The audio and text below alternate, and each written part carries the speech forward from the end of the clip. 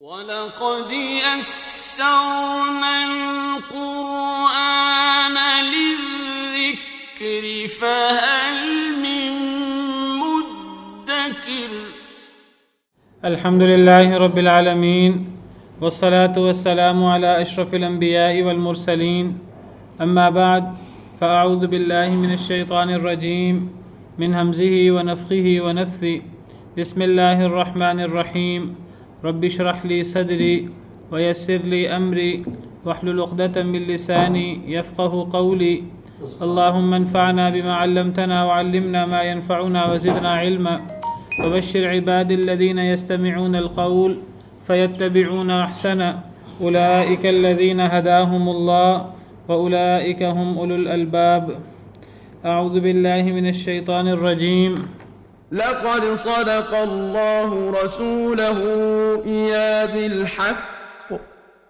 لتدخلن المسجد الحرام إن شاء الله آمنين محلقين رؤوسكم ومقصرين لا تخافون فعلم ما لم تعلموا فجعل من دون ذلك فتحا قريبا هو الذي أرسل رسوله بالهدى ودين الحق ليظهره على الدين كله وكفى بالله شهيدا محمد رسول الله والذين معه أشداء على الكفار رحماء بينهم تراهم ركعا سجدا يبتغون فضلا من الله ورضوانا سيماهم في وجوههم من أثر السجود ذلك مثلهم في التوراة ومثلهم في الإنجيل كزرع أخرج شطأه فآزره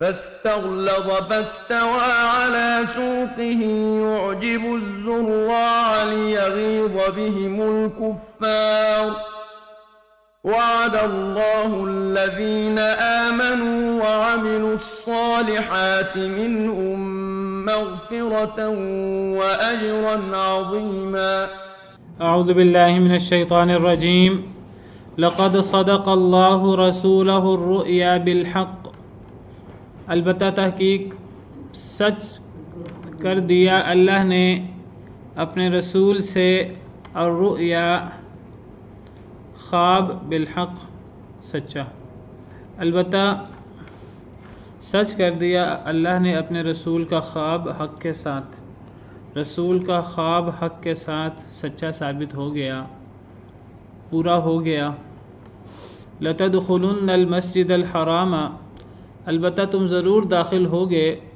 المسجد الحرام مسجد حرام میں یعنی مکہ مکرمہ میں مسجد حرام میں انشاء اللہ اگر اللہ نے چاہا آمینین امن کی حالت میں اللہ تعالیٰ نے اپنے رسول کا خواب سچ کر دکھایا جو نبی کریم صلی اللہ علیہ وسلم نے خواب دیکھا تھا اللہ نے اس خواب کو سچ کر دکھایا وہ اس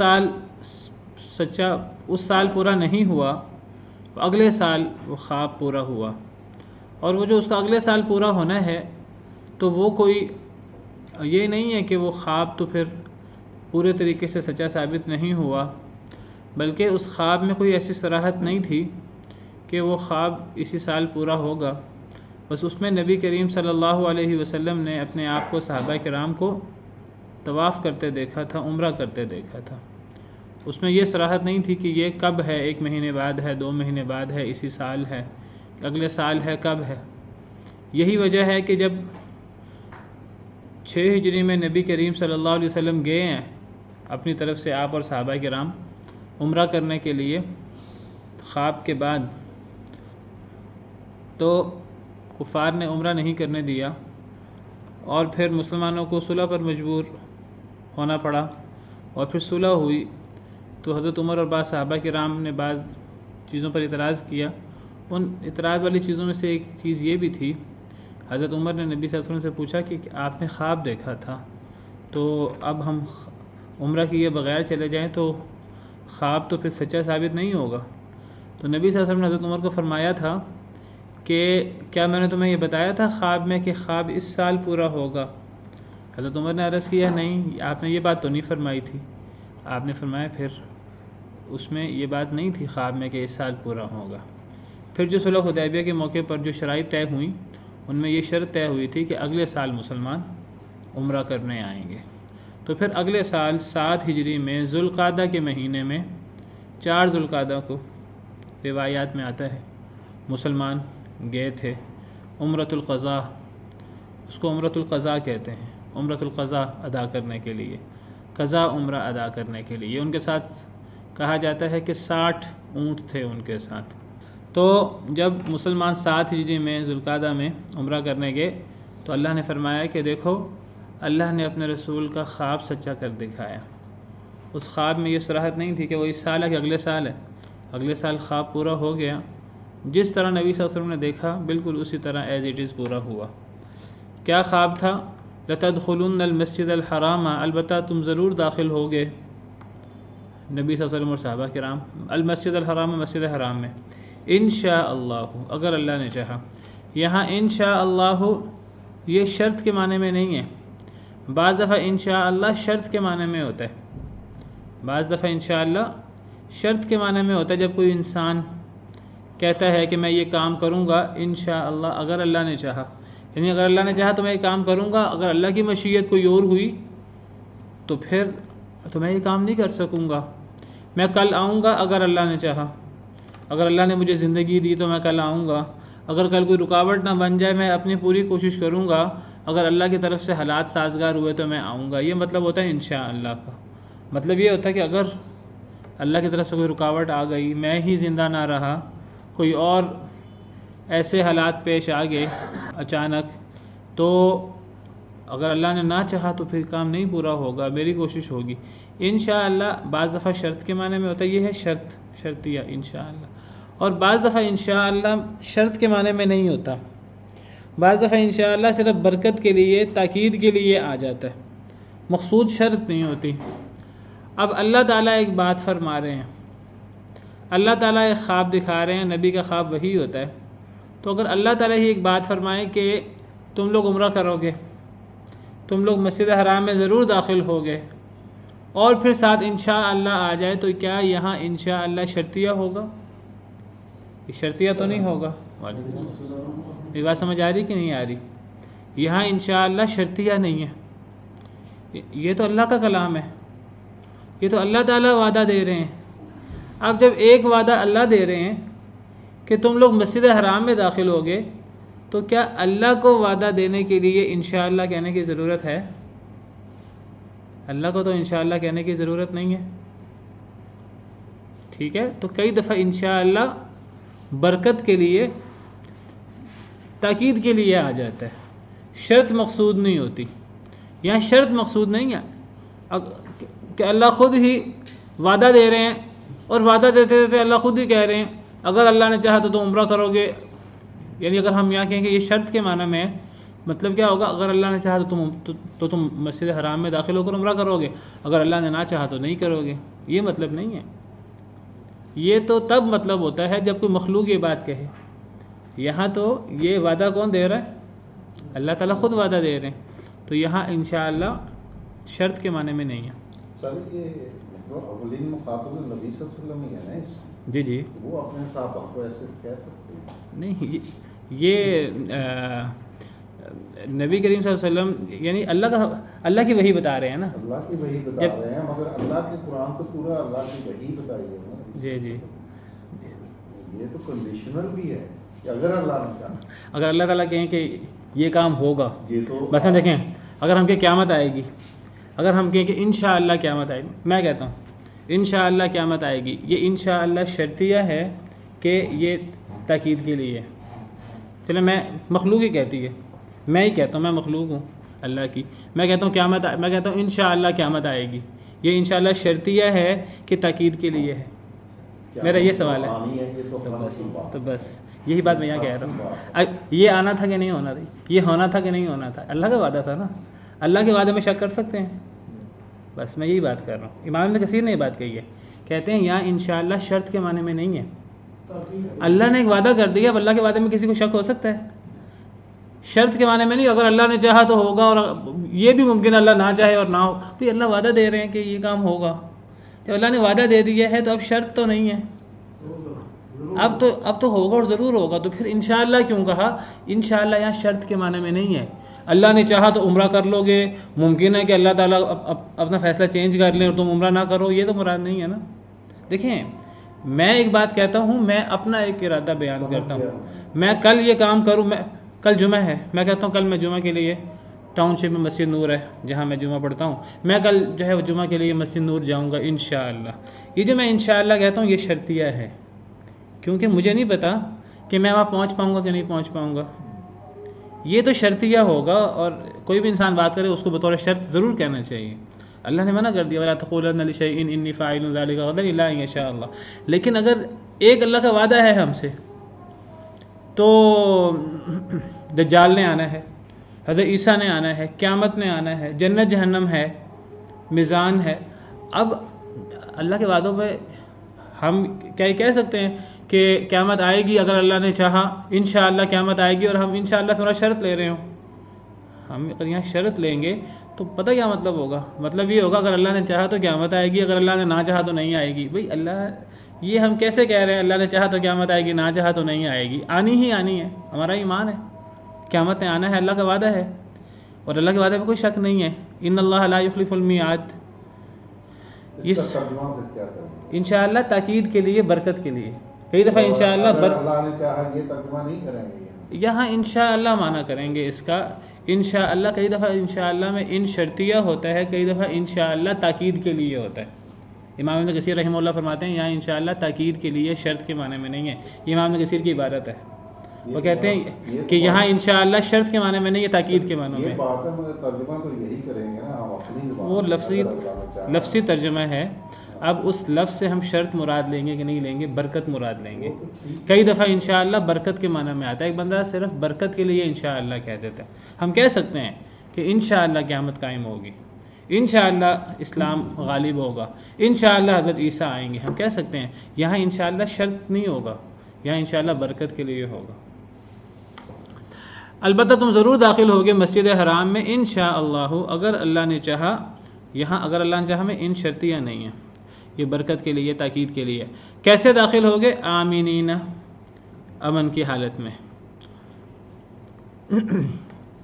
ایسا ہی ہوا، اگر 6 ہجری پہ مسلمان داخل ہوتے تو تب امن نہیں تھا، لیکن اللہ کا وعدہ یہ تھا کہ جب تم داخل ہوگے تو امن میں داخل ہوگے، لہذا جب 7 ہجری میں مسلمان داخل ہوئے تو وہ اللہ کے وعدے کے مطابق امن کی حالت میں داخل ہوئے، انہیں ڈر نہیں تھا، ہونا ہی ایسے تھا، مشیت اللہ کی مشیت ایسی تھی، تو امن کی حالت میں۔ محلقین رؤوسکم و مقصرین، منڈوائے ہوئے اپنے سروں کو اور بال کٹوائے ہوئے۔ یہ جو منڈوائے ہوئے اپنے سروں کو اور بال کٹوائے ہوئے، اس کا تعلق داخل ہونے کے ساتھ ہے کہ داخل ہونے کے بعد کے ساتھ ہے؟ داخل ہونے کے ساتھ تو نہیں ہے نا۔ تو داخل ہوتے وقت تو انسان جب عمرہ کرنے کے لیے داخل ہوتا ہے مکہ مکرمہ میں، تب تو حلق کروا کے داخل نہیں ہوتا، وہ تو حلق تو عمرہ کے بعد حلق کرواتا، قصر کرواتا۔ تو یہاں اس کو آپ نے داخل ہونے کے ساتھ نہیں اس کو ملانا، لہذا آمینین پہ وقف کر لینا چاہیے۔ لَتَدْخُلُنَّ الْمَسْجِدَ الْحَرَامَ إِنْ شَاءَ اللَّهُ آمِنِينَ، یہ آمینین کا تعلق ہے داخل ہونے کے ساتھ۔ البتہ تم ضرور داخل ہوگے مسجد حرام میں، یعنی بیت اللہ میں، مسجد حرام میں، خانہ کعبہ میں، اگر اللہ نے چاہا تم، اگر یہاں تاکید کے معنی میں ہے امن کے ساتھ تم داخل ہوگے، یہ امن کا تعلق ہے داخل ہونے کے ساتھ۔ محلقین رؤوسکم، منڈوائے ہوئے ہوں گے اپنے سر اور قصر کیے ہوں گے، داخل ہوتے وقت نہیں، داخل ہونے کے بعد، عمرہ کرنے کے بعد تم منڈوائے ہوئے ہوگے اپنے سروں کو اور قصر کیے ہوئے۔ لا تخافون، اس وقت بھی تمہیں خوف نہیں ہوگا، یعنی داخلے کے وقت بھی خوف نہیں ہوگا، اور جب تم عمرہ کر رہے ہوگے اور عمرہ کر چکے ہوگے اس وقت بھی خوف نہیں ہوگا. یہ دونوں وعدے اللہ کے. تو آمینین کا تعلق داخل ہونے کے ساتھ ہے، لا تخافون کا تعلق نکلنے کے ساتھ ہے یا وہاں رہنے کے ساتھ ہے. جب تم وہاں موجود ہوگے نہ داخلے کے وقت خوف ہوگا تب بھی امن ہوگا، اور نہ جب تم عمرہ کر چکے ہوگے، جب تم سر منڈوا چکے ہوگے یا بال کٹوا چکے ہوگے عمرہ کرنے کے بعد، تو تب بھی تمہیں ڈر نہیں ہوگا. تو پتہ لگا کہ عمرہ میں سر بھی منڈوایا جا سکتا ہے اور بال بھی کٹوائے جا سکتے ہیں. سر منڈوانا افضل ہے. حدیث مبارکہ میں آتا ہے کہ نبی کریم صلی اللہ علیہ وسلم نے سر منڈوانے والوں کے لیے دعا فرمائی، اللہم ارحم المحلقین. عمرہ کرنے کے بعد، حج کرنے کے بعد جو سر منڈواتے ہیں، تو آپ نے دعا فرمائی. تو جنہوں نے بال کٹوائے تھے انہوں نے کہا کہ ہمارے لیے بھی دعا کر دیں. والمقصرین، آپ نے دوبارہ دعا فرمائی، اللہم ارحم المحلقین، اے اللہ تعالیٰ سر منڈوانے والوں پر رحم فرما. تو دوبارہ انہوں نے کہا والمقصرین، آپ نے پھر والمقصرین نہیں کہا. تیسری دفعہ آپ نے دعا فرمائی اللہم ارحم المحلقین. دوبارہ ان صحابی نے کہا والمقصرین. تو آپ نے روایات میں آتا تیسری دفعہ صحیح حدیث ہے یا چوتھی مرتبہ، راوی کو شک ہے کہ تیسری دفعہ یا چوتھی دفعہ آپ نے فرمایا والمقصرین، کہ اے اللہ تعالیٰ سر منڈوانے والوں اور بال کٹوانے والوں دونوں پر رحم فرما. تو اس سے پتہ لگا کہ سر منڈوانا یہ تقریباً 3 گنا افضل ہے. سر یہ قربانیاں ساتھ لائیں، کیا عمرے میں قربانی آج کل بھی ایسی؟ آج کل بھی بالکل جائز، کیا مسنون ہے، لیکن ضروری نہیں ہے. تو مگر یہ عمرے میں ضروری نہیں کرتے ہیں جب کوئی قربانی نہیں وہاں پہ نہیں تو کر سکتے ہیں نا. تو اب یہ نبی کریم صلی اللہ علیہ وسلم کا طریقہ کار بیان ہو رہا ہے، صحابہ کرام کا طریقہ کار بیان ہو رہا ہے. تو یہ قربانی لے کے گئے تھے، جیسے پیچھے ہم نے پڑھا کہ قربانیاں روک لی تھیں کافروں نے، والہدی معکوفا ان یبلغ محلہ. تو قربانیاں لے کے گئے تھے. پتہ لگا عمرے میں قربانی مسنون ہے کرنا، باقی ضروری نہیں ہے. حج میں ضروری ہوتا ہے. اگر حج میں حج تمتع ہو یا حج قران ہو، تو حج افراد میں بھی قربانی لازمی نہیں ہے. فعلم ما لم تعلموا، پس اس نے جان لیا جو تم نے نہیں جانا. اللہ نے تمہیں وعدہ دیا تھا کہ تم مسجد حرام میں داخل ہوگے، اللہ نے وہ وعدہ سچ کر دکھایا ہے. چاہے 1 سال بعد وہ وعدہ پورا ہوا ہے، تم امن کے ساتھ داخل ہوئے، پھر تم نے حلق اور سر منڈوایا اپنا اور بال کٹوائے، بعض نے یہ کیا بعض نے یہ کیا، تب بھی تمہیں خوف نہیں تھا. مکہ مکرمہ میں رہنے کے درمیان میں تمہیں خوف نہیں تھا. بس اللہ نے جان لیا جو تم نے نہیں جانا. یعنی پہلے سال جب تم گئے اس وقت عمرہ نہیں ہوا، اس وقت عمرہ کی بجائے کیا ہو گیا؟ صلح ہو گئی. تو اللہ نے وہ جان لی جو تم نے نہیں جانا. فجعل من دون ذلك فتحا قریبا، تو اللہ نے کر دیا اس کے درمیان قریبی فتح. اللہ نے اس کے درمیان قریبی فتح دے دی. قریبی فتح سے مراد کیا ہے؟ صلح حدیبیہ. یعنی اللہ نے خواب تو پورا سچ کر دکھایا، وہ سال بعد پورا ہوا ہے، اور جس طرح خواب دیکھا تھا اس طرح پورا ہوا ہے. وہ پہلے سال پورا نہیں ہوا. پہلے سال کیوں نہیں پورا ہوا؟ کیونکہ اللہ نے وہ چیز جان لی، اللہ پہلے ہی جانتے تھے. وہ چیز اللہ نے جان لی جو تم نہیں، اس کا تعلق پہلے سال کے ساتھ ہے. یہ پہلے سال مسلمان گئے تھے. اللہ فرما رہے پہلے سال کیوں نہیں ہوا؟ پہلے سال اس لیے نہیں ہوا کہ ایک تو وعدہ نہیں تھا خواب میں کہ پہلے سال ہوگا، دوسرے سال ہوگا. خواب میں وعدہ نہیں تھا، مسلمان گئے تھے، اب ان کو پھر واپس آنا پڑا. پہلے سال کیوں نہیں عمرہ ہوا؟ کیونکہ اللہ نے وہ اللہ وہ جانتے تھے جو تم نہیں جانتے تھے. اللہ کی حکمت بالغہ یہ تھی پہلے سال نہ ہو، اور پہلے سال نہیں ہوا. اللہ کی حکمت بالغہ یہ تھی پہلے سال عمرہ کی بجائے اس سے بھی بڑھ کر تمہیں فتح قریب مل جائے، تمہیں عظیم ایک فتح مل جائے، ایک تمہیں جو صلح حدیبیہ جس کو فتح مبین قرار دیا گیا. تو اللہ نے وہ چیز اللہ کو پتہ تھی جو تمہیں پتہ نہیں تھی. تو اللہ نے اپنے علم اور اپنے حکمت سے اس عمرہ کی بجائے پہلے سال عمرہ تو وہ وعدہ اگلے سال پورا ہو گیا، وہ خواب تو اگلے سال پورا ہو گیا. اللہ نے اس عمرہ کی بجائے اس سے ایک بہت بہترین چیز قریبی فتح کی صورت میں دے دی. صلح حدیبیہ فتح تھی بہت بڑی، بہت دورس اس کے اثرات تھے. اللہ نے عمرہ کی بجائے فتح، اور اگلے سال عمرہ بھی ہو گیا، دونوں چیزیں پوری ہو گئیں. تو اب جب نبی کریم صلی اللہ علیہ وسلم دوسری دفعہ آئے ہیں تو دوسری دفعہ جو ہیں وہ آپ صرف ہتھیار آپ ساتھ لائے تھے اپنے. مکہ مکرمہ کے قریب جا کر آپ نے ہتھیار ایک قبیلے کی طرف بھجوا دیے، وہاں رکھوا دیے صرف وہ جسم کے ساتھ لگا ہوا ایک تلوار وہ ہر صحابی کے ساتھ تھی۔ تو مسلمانوں نے جو ہے وہ جا کر عمرہ کیا، امن کے ساتھ اپنا حلق کیا اور بال کٹوائے، کوئی خوف نہیں تھا۔ اب جب مسلمانوں نے عمرہ کیا تو حدیث مبارکہ میں آتا ہے کہ نبی کریم صلی اللہ علیہ وسلم نے صحابہ کرام کو حکم دیا تھا کہ آپ نے پہلے 3 چکروں میں، اب جو قریش مکہ تھے، جو بڑے بڑے سردار تھے قریش کے، وہ تو ابھی بھی ان کو غیرت اور جاہلیت اور انا محسوس ہو رہی تھی، تو بڑے بڑے سرداروں نے تو برداشت نہیں کیا، حالانکہ خود معاہدہ کیا ہوا تھا، وہ تو مکہ سے باہر نکل گئے، وہ تو مسلمانوں کو عمرہ کرتے دیکھ نہیں سکتے تھے، تو وہ تو بڑے بڑے سردار تو منہ چھپاتے ہوئے، اپنی جاہلی حمیت چھپاتے ہوئے وہ تو مکہ سے باہر نکل گئے، عام بچے اور عام لوگ رہ گئے۔ اب وہ کونوں پہ کھڑے ہو گئے، مسجد حرام کے، خانہ کعبہ کی سائڈوں پر دور وہ کھڑے ہو گئے، دور سے دیکھنے لگے۔ انہوں نے مشہور کیا ہوا تھا کہ جو یثرب ہے مدینہ منورہ، جس کا پرانا نام یثرب ہے، مشہور انہوں نے کیا ہوا تھا قریش نے کہ یثرب میں جب سے مسلمان گئے ہیں تو وہاں ایک وبا پھوٹ پڑی ہے، وہاں وبا ایسی پھوٹ پڑی ہے کہ لوگ مر جاتے ہیں، جو نہ مرے تو کمزور ہو جاتا ہے اور ان کو وہاں کھانا پینا راس نہیں آتا۔ انہوں نے مشہور کیا ہوا تھا کہ مسلمان سارے کے سارے بڑے کمزور ہیں، بڑے لاغر ہیں، چل پھر نہیں سکتے، ان میں طاقت نہیں ہے، پروپوگنڈا۔ تو نبی کریم صلی اللہ علیہ وسلم نے صحابہ کرام کو حکم دیا کہ جب آپ لوگوں نے طواف کرنا ہے تو پہلے 3 چکروں میں آپ نے چلنا نہیں ہے، پہلے 3 چکروں میں آپ نے چھوٹے چھوٹے قدم اٹھا کر تیز تیز چلنا ہے، دوڑنا ہے، اور یہ دوڑنا جو ہے ہلکا سا دوڑنا، اور جو چلنا نہیں ہے نہیں، وہ چھوٹے قدم اٹھا کر، یعنی اگر انسان پیدل چلتا ہے عام تو ایک قدم یہاں ہے، اگلا قدم 2 فٹ کے فاصلے پر ہے، تو جب انسان تھوڑا دوڑتا ہے تو وہ لمبا قدم نہیں اٹھاتا، چلتے ہوئے لمبا قدم اٹھاتا ہے، دوڑتے ہوئے قدم تھوڑا تیز تیز اٹھاتا ہے، تو اس کو کہتے ہیں رمل، ہلکا دوڑنا۔ اس رمل سے طاقت کا اظہار ہوتا ہے، جوان مردی کا اظہار ہوتا ہے، شجاعت کا اظہار ہوتا ہے۔ تو یہ پہلے 3 چکروں میں، اور حضرت ابن عباس وغیرہ فرماتے ہیں کہ آپ چاہتے تو آپ 7 چکروں کا حکم دے دیتے، 7 چکروں میں رمل کا۔ آپ نے 7 چکروں میں اس لیے رمل کا حکم نہیں دیا کہ مسلمانوں کے لیے مشکل نہ ہو جائے، اصل میں رش زیادہ ہوتا ہے، لیکن اب مقصود یہ تھا کہ کفار کو یہ دکھانا تھا کہ ہم لاغر نہیں ہیں، ہم کمزور نہیں ہیں، وہ بھی دکھانا تھا، اور ساتھ مسلمانوں پر نرمی بھی کرنی تھی۔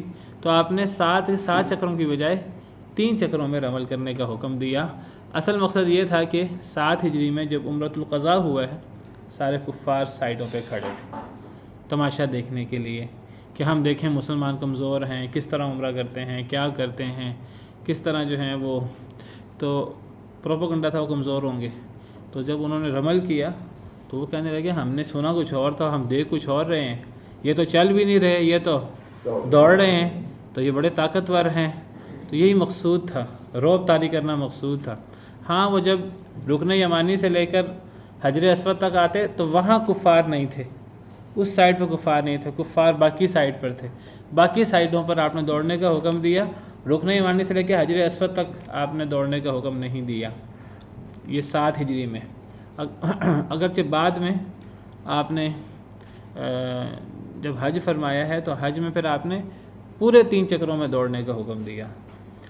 7 ہجری کو آپ نے 3 چکروں میں پورا دوڑنے کا حکم نہیں تھا، پورا رمل کا حکم نہیں تھا، بلکہ ان 3 چکروں میں سے حجر اسود سے لے کر رکن یمانی تک دوڑنے کا حکم تھا، رمل کا حکم تھا، رکن یمانی سے لے کر حجر اسود تک وہ حکم نہیں تھا۔ اور یہ صرف رمل نہیں تھا، رمل کے ساتھ استوا بھی تھا، کندھا ننگا کرنا، وہ بھی قوت کا اظہار تھا، اور وہ 7 کے 7 چکروں میں تھا، وہ 3 چکروں میں نہیں تھا، وہ 7 کے 7 چکروں میں، رمل 3 چکروں میں تھا۔ پھر یہ چیز آئندہ کے لیے بھی سنت بنا دی گئی، آئندہ کی آج تک قیامت تک یہ سنت جاری رہے گی، باقی اذان کے بعد انشاءاللہ۔ عمرے کے دوران مطلب کرنا ہوتا ہے، ویسے عام طواف میں تو نہیں ہے، عام طواف میں نہیں ہوتا، بس عمرہ شروع کرنے لگے تب۔ بعض لوگ اس کو احرام کی مجبوری سمجھتے ہیں، احرام کی مجبوری نہیں ہے یہ، بلکہ جب نماز پڑھنی ہو عام احرام کے حالت میں تو کندھا ڈھک لینا چاہیے، ننگے کندھے سے نماز نہیں ہوتی۔ تو مسلمانوں نے پہلے 3 چکروں میں پھر رمل کیا، رکن یمانی سے لے کر حجر اسود تک چلتے تھے اور باقی وہ رمل کرتے تھے، اور جو آخری 4 چکر تھے وہ چل کر انہوں نے پورے کیے۔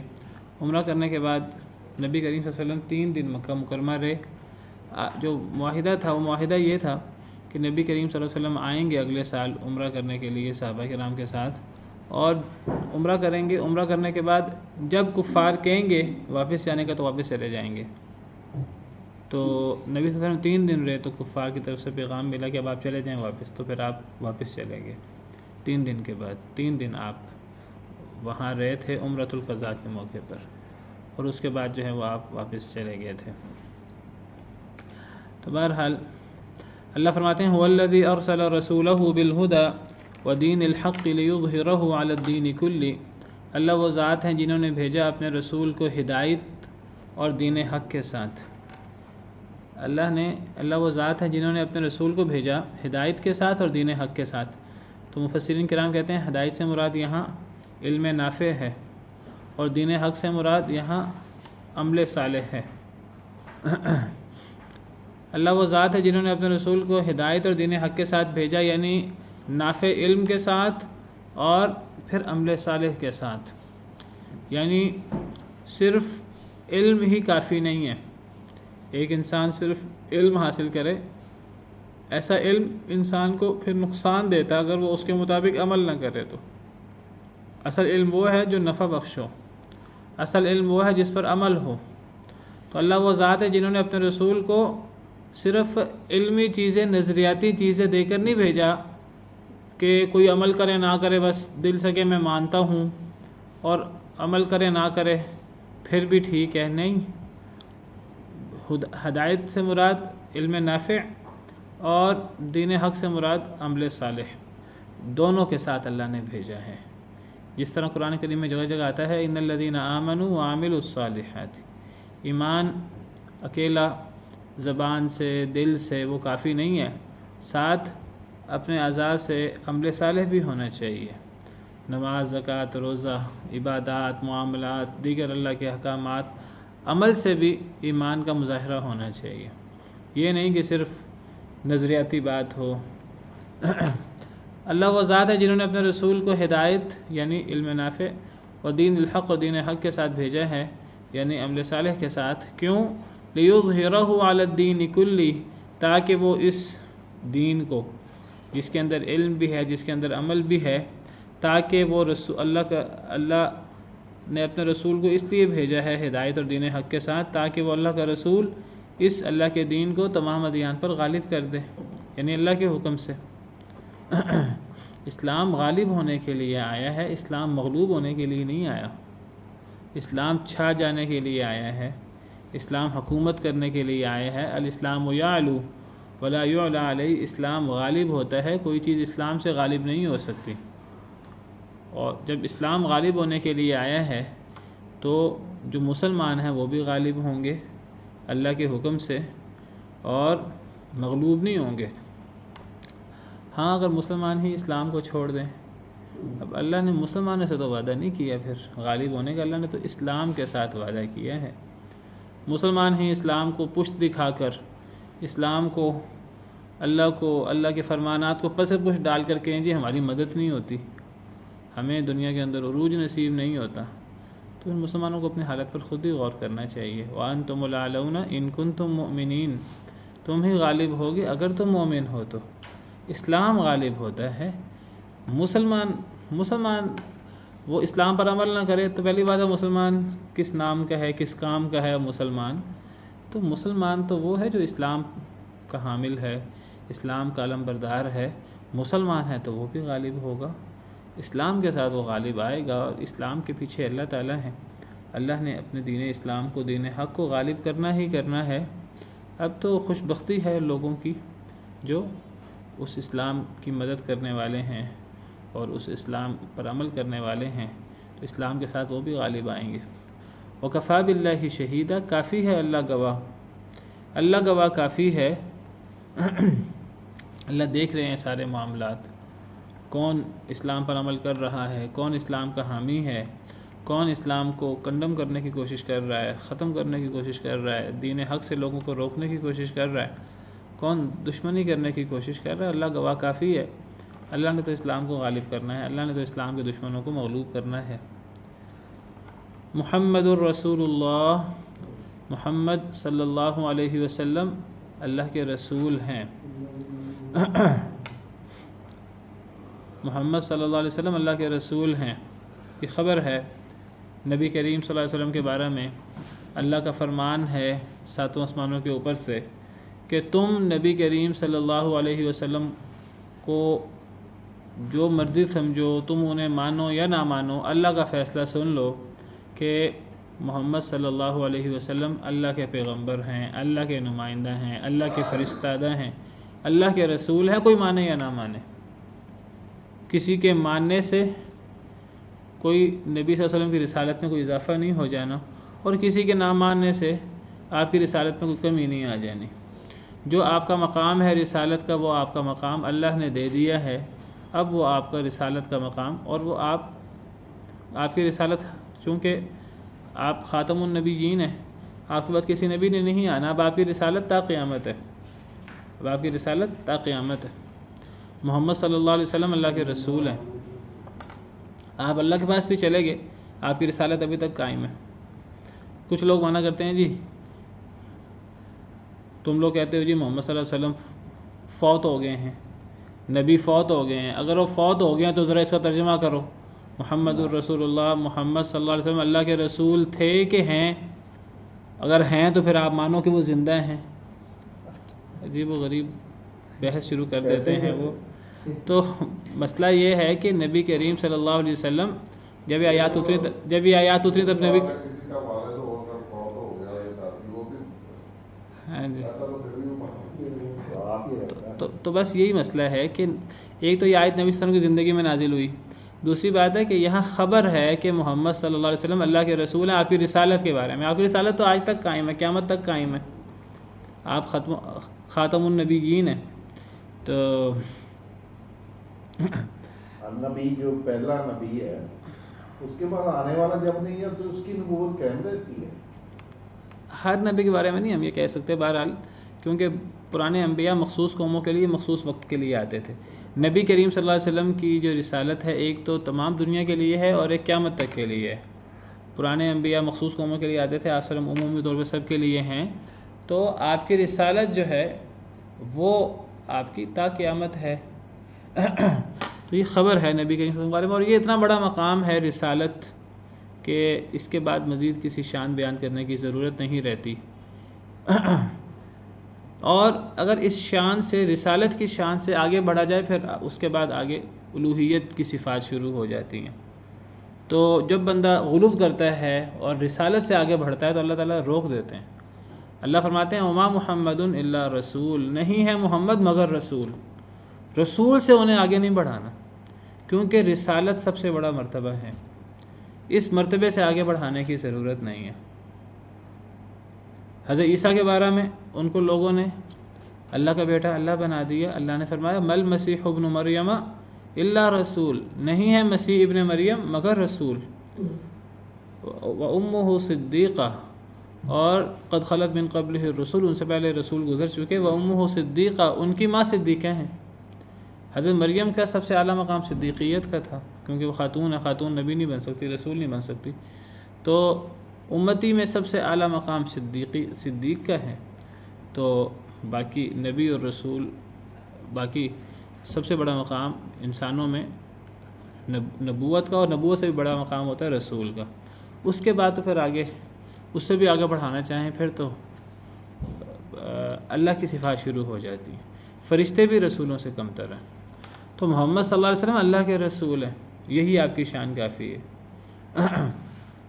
اور جو شخص آپ کو اللہ کا رسول مانے تو وہ حق پر قائم دائم ہے، جو آپ کو اللہ کا رسول نہ مانے تو وہ کفر کرتا ہے اللہ کے ساتھ، اللہ کے رسول کے ساتھ، اور اپنا ٹھکانہ جہنم کو بنا لیتا ہے۔ یہ تو نبی صلی اللہ علیہ وسلم کی شان ہوئی۔ والذین معہ، اور جو آپ کے ساتھ ہیں۔ اب اگر ہم وہی معنی کریں جو وہ کرتے ہیں، محمد اللہ کے رسول ہیں ان سے کہنا چاہیے اچھا اگر آپ ہیں سے یہ ثابت کرتے ہیں کہ وہ زندہ ہے تو پھر والذین معہ، اور جو آپ کے ساتھ ہیں، اس کا معنی کیا کریں گے؟ جو آپ کے ساتھ تھے، یہ تو معنی نہیں کریں گے، معنی کریں گے جو آپ کے ساتھ ہیں۔ تو سارے صحابہ بھی آج حیات ہیں، پھر تو ہر ایک کو حیات ماننا پڑے گا۔ بہرحال تو یہ اصل میں وہ لوگ عربی جملہ اور عربی سنٹینس کو نہیں سمجھے۔ اگر وہ اس قسم کی جو ہے وہ فضول بحث کرتے ہیں کہ جی محمد اللہ کے رسول ہے، سے پتہ لگا آپ حیات ہیں، بھئی آپ حیات ہیں تو حضرت ابوبکر صدیق نے کیا فرمایا تھا؟ من کان یعبد محمدا فإن محمدا قد مات، جو نبی صحیح بخاری کی روایت۔ صحابہ کرام کا عقیدہ تو یہی ہے کہ جو نبی صلی اللہ علیہ وسلم کی پیروی کرتا تھا، عبادت کرتا تھا، وہ جان لے کے نبی کریم صلی اللہ علیہ وسلم تو فوت ہو چکے ہیں۔ ومن کان یعبد اللہ فإن اللہ حی لا يموت، قرآن کریم بھرا پڑا ہے کہ جو بھی ہر نفس نے موت کا ذائقہ چکھنا ہے۔ وما جعلنا لبشر من قبلک الخلد، ہم نے آپ سے پہلے کسی کو ہمیشگی نہیں دی۔ افإن مت فهم الخالدون، کیا جب آپ مر جائیں گے تو یہ زندہ رہیں گے؟ آپ نے بھی مرنا ہے، انہوں نے بھی مرنا ہے۔ کل نفس ذائقۃ الموت، اور جو ان کے ساتھ ہیں، یعنی جو نبی کریم صلی اللہ علیہ وسلم کے ساتھ ہیں، آپ کے صحابی، ان کی شان کیا ہے؟ اشداء علی الکفار رحماء بینہم، سخت ہیں کافروں پر، نرم ہیں آپس میں، رحم دل ہیں آپس میں۔ صحابہ کرام کی شان کیا تھی؟ ان کی سب سے بڑی صفت کیا تھی؟ کہ وہ کافروں پر سخت تھے اور مسلمانوں پر نرم تھے۔ دو طرح کے لوگ ہوتے ہیں، ایک مسلمان ایک کافر۔ مسلمانوں کے ساتھ رحم دل ہوتا ہے، نرم دل ہوتا ہے، اور کافروں کے ساتھ سخت ہوتا ہے۔ اور یہ بہت بڑی صفت ہے کہ مسلمان کے ساتھ رحم دل ہو، کافر کے ساتھ وہ مسلمانوں والا رویہ نہ کرے۔ سخت دل ہونے کا مطلب یہ نہیں ہے کہ کافر پر ظلم کرے، زیادتی کرے۔ کافر سے مسلمان کا رویہ مسلمان والا نہیں ہو سکتا، محبت والا نہیں ہو سکتا جو مسلمان سے ہوتی ہے، دلی محبت، جو دل سے ایک محبت اٹھتی ہے نا، ایک مسلمان کی کافر سے نہیں ہو سکتی۔ نہ محبت ہو سکتی ہے، نہ مربوبیت ہو سکتی ہے۔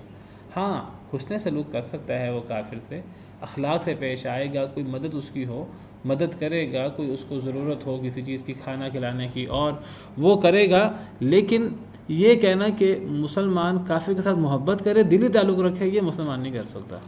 اللہ نے فرمایا نیک لوگوں کی صفات بیان کرتے ہوئے اللہ نے فرمایا نیک لوگوں کی صفت یہ ہے، یا ایھا الذین آمنوا قاتلوا الذین یلونکم من الکفار ولیجدوا فیکم غلظہ، اے ایمان والو جو تمہارے قریب کافر ہیں ان سے لڑائی کرو، اور چاہیے کہ کافر تم میں سختی پائیں، کافروں کو تمہارے اندر سختی کرختگی نظر آنی چاہیے، کافروں کو پتہ لگے کہ تم ان کے دشمن و دوست نہیں ہو۔ اور ایک اور آیت میں تو اللہ نے فرمایا کہ مومن کی صفت کیا ہوتی ہے؟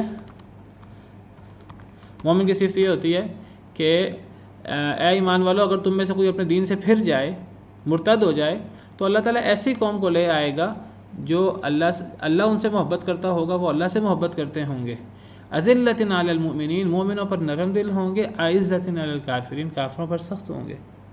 جو اللہ سے محبت کرنے والے ہیں، اللہ جن سے محبت کرنے والے ہیں، ان کی صفت کیا ہوتی ہے کہ وہ مومنوں پر نرمی کرنے والے ہوتے ہیں، کافروں پر سختی کرنے والے ہوتے ہیں۔ تو صحابہ کرام کی بھی یہ صفت ہے کہ صحابہ کرام مومنوں پر نرم دل ہیں، ہو ہلکا یاراں تو بریشم کی طرح نرم، رزق میں حق و باطل ہو تو فولاد ہے مومن۔ وقت ختم ہو گیا تو آج کے لیے اتنا ہی کافی ہے، پھر انشاءاللہ اس کو اگلے لیکچر میں پورا کریں گے۔